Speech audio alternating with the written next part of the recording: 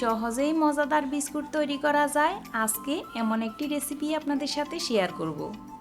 বেকারির চাইতেও অনেক বেশি মজার হয় এই বিস্কুটটা, আর তৈরি করাও যায় আমাদের হাতের কাছে থাকা কিছু উপকরণে। আশা করছি আজকের রেসিপিটা আপনাদের ভালো লাগবে। প্রথমে একটা বাটিতে 2টা ডিম ভেঙে নিচ্ছি আজকের বিস্কুটগুলো বানানোর জন্য। সাথে নিয়ে নিচ্ছি মেজারমেন্ট কাপ মেপে আধা কাপ প্লাস আরও 3 টেবিল চামচ চিনি, আর সামান্য 1 চিমটি লবণ দিয়ে সব কিছুকে একসাথে ফেটিয়ে নিব চিনিটা ভালো মতো গলে যাওয়া পর্যন্ত।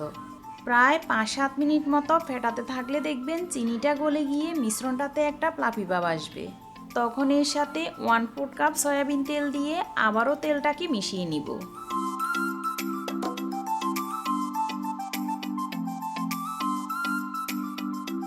এবার বাটির উপরে একটা স্ট্রেনার বসিয়ে দিয়ে দিচ্ছি 2 কাপ ময়দা। আজকে সব কিছুই আমি মেজারমেন্ট কাপ মেপে নিয়েছি। সাথে হাফ চা চামচ বেকিং পাউডার দিয়ে একসাথে সেলে নিতে হবে। আমি এখানে আধা কাপ হরলিক্স আর কয়েক ফোঁটা ভ্যানিলা এসেন্স দিয়েছিলাম। দুঃখিত, ভিডিওর এই অংশটা কেটে গিয়েছে, আপনাদের দেখাতে পারলাম না।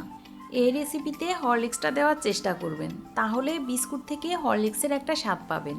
এবার সব কিছুকে একসাথে মিশিয়ে একটা খামির বানাতে হবে। খামিরটা নরম হবে অথচ হাতে লেগে লেগে আসবে না, এরকম হবে। এমন একটা খামির বানাতে গেলে আপনাদের ময়দার পরিমাণ এর থেকে কম বেশি লাগতে পারে, সেটা নির্ভর করবে ডিমের সাইজের উপর। এবার এটাকে বেলার জন্য বোর্ড আর বেলুনিতে তেল মাখিয়ে নিলাম।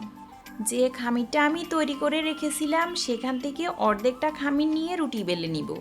রুটিটা একেবারে পাতলা অথবা ভারীও হবে না, বিস্কুটগুলো ব্রেক করার পরে ফুলে ডাবল হয়ে যাবে, সেই মতো রুটিটাকে বেলে নিতে হবে।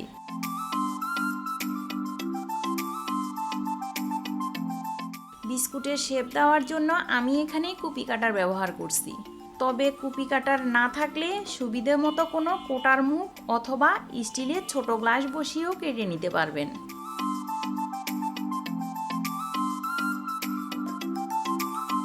বাকি ডোগুলো দিয়ে আমি একইভাবে বিস্কুট বানিয়ে নিব। এবার বিস্কুটগুলো ব্রেক করার জন্য আমি ব্রেকিং ট্রের উপরে তেল ব্রাশ করে দিচ্ছি, এতে বিস্কুটগুলো উঠিয়ে নিতে সুবিধে হবে। এখানে একটা ডিমের কুসুমের মধ্যে হাফ চা চামচ চিনি দিয়ে কুসুমটাকে ফেটিয়ে নিব।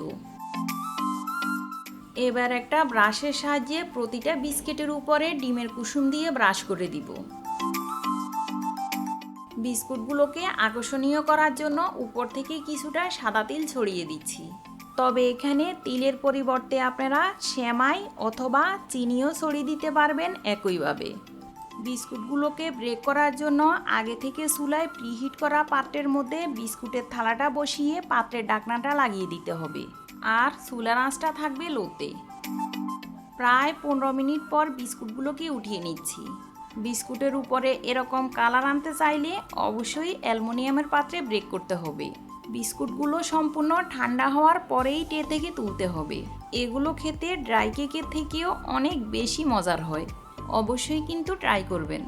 আশা করছি আমার আজকের রেসিপিটি আপনাদের ভালো লেগেছে। ভালো লাগলে একটা লাইক দিয়ে চ্যানেলটি সাবস্ক্রাইব করবেন। কোনো মতামত থাকলে আমাকে কমেন্ট সেকশনে জানাবেন। আজ এখানেই বিদায় নিব, দেখা হবে নেক্সট এপিসোডে।